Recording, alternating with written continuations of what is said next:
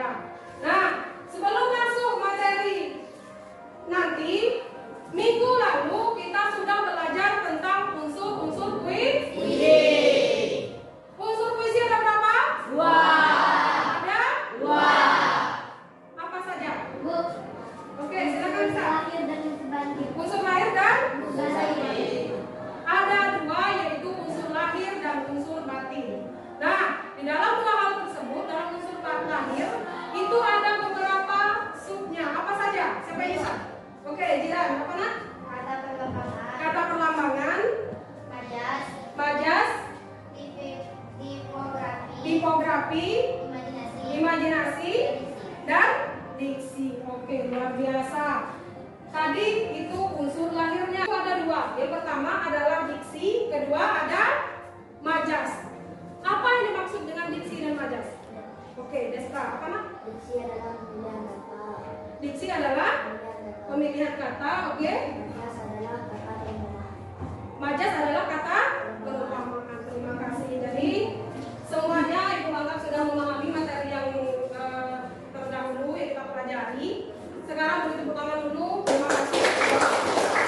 Hari ini apa Bu tujuannya? Ibu menginginkan kalian untuk dapat menulis gagasan, perasaan, pendapat dalam bentuk teks puisi secara tertulis dengan memperhatikan unsur-unsur pembangun puisi yang sudah kalian sebutkan tadi. Ada unsur lahir dan unsur batin dengan peduli, kerjasama, dan kreatif karena kita mengerjakannya secara kelompok. Kemudian yang kedua, tugas kita hari ini adalah membaca puisi, yaitu agar kalian dapat membaca teks puisi yang ditulis dengan memperhatikan ekspresi, lafal, tekanan, dan intonasi yang tepat secara mandiri dan bertanggung jawab. Tadi malam sudah Ibu bagi kelompok kalian.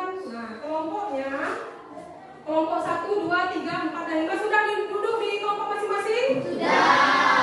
Siap. Kelompok 1 itu diketuai oleh Jaya Tirta, kelompok 2 diketuai oleh Jiran, kelompok 3 diketuai oleh Fauzan, kelompok 4 diketuai oleh Lisa, kelompok 5 diketuai oleh Maharani. Unsur-unsur puisi yang akan berkaitan untuk kalian nanti dalam menulis puisi.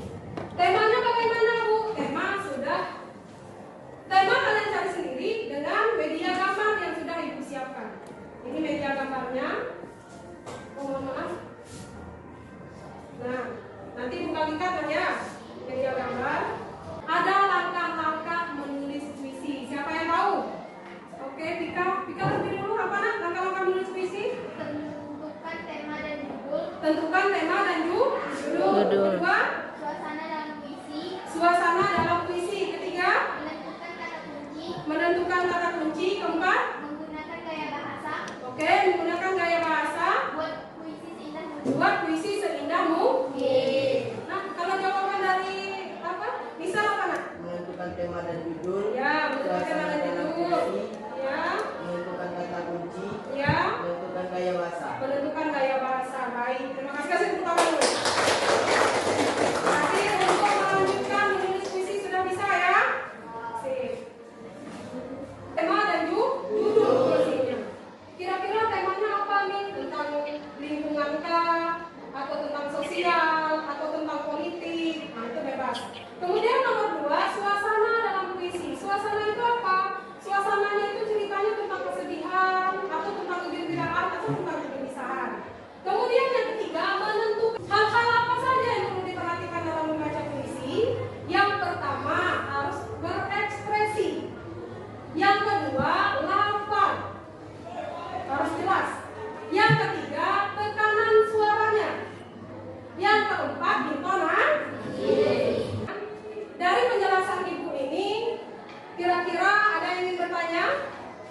Oke, Jaya, apa? Silakan. Assalamualaikum warahmatullahi wabarakatuh. Waalaikumsalam warahmatullahi wabarakatuh. Masih bertanya Bu? Ya, boleh. Dari penjelasan Ibu tadi kami masih bingung perbedaan lafal dan intonasi. Oh, lafal dan intonasi. Siap, terima kasih atas pertanyaannya, sangat baik. Nah, semuanya mendengarkan ya, meskipun hanya dari kita yang bertanya. Ibu rasa ini juga bisa menambahkan ilmu pada kalian. Lafal dan intonasi. Lafal itu apa Bu? Kemudian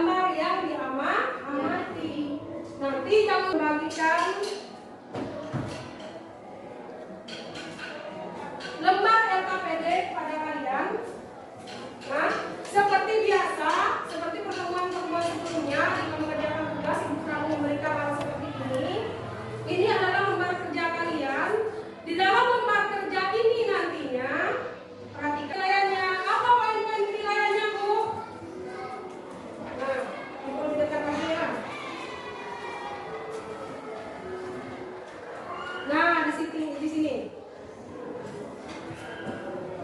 Puisinya sudah menggunakan diksi dengan benar atau belum? Sudah menggunakan ada atau tidak majas di dalam puisi tersebut? Yang jelas mengenai unsur-unsur puisi semua ibu masukkan dalam bentuk penilaian. Selain dari itu, penilaiannya apa lagi? Penilaiannya adalah penilaian sikap. Yang bisa mengerjakan puisi bu, si B yang pandai buat puisi bu, tidak seperti itu. Ya namanya kerja kelompok harus bekerja semuanya. Dibaca ya penilaian apa saja nanti.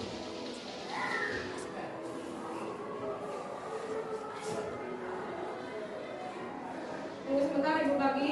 Sudah memahami ya? Sudah. Jangan lupa dibaca penilaian di belakang. Ini untuk kelompok 1.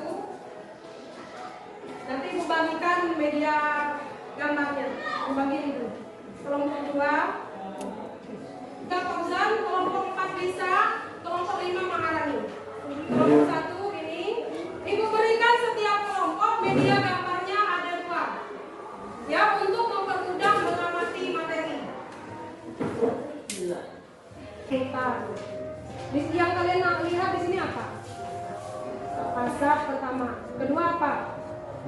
Pohon. Kalau asap itu timbul karena pembakaran. Kesah menyingkirkan ego dalam diri. Hujan, badai, terik matahari tak kuhiraukan. Badan yang bergetaran, keringat bercucuran di tubuh. Aku rela melakukannya demi masa depan. Segala usaha yang halal aku kerjakan demi menghasilkan uang. Orang bilang aku gila dengan harta, tapi aku tak menghiraukannya, karena yang kucari adalah masa depan yang indah. Sekian.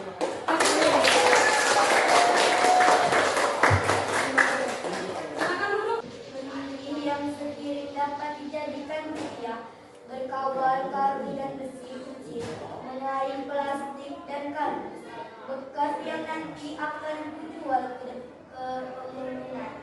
Wahai pemulung kecil, jangan pernah putus asa dengan keadaanmu sekarang. Tidak ada yang tahu apa yang akan terjadi pada depannya. Tetaplah berjuang dalam gerakan hidup.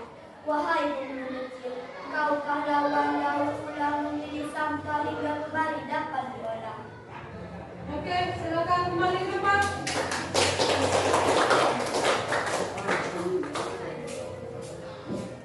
Tadi kelompok 4 menyampaikan puisinya berjudul Pemulung Kecil.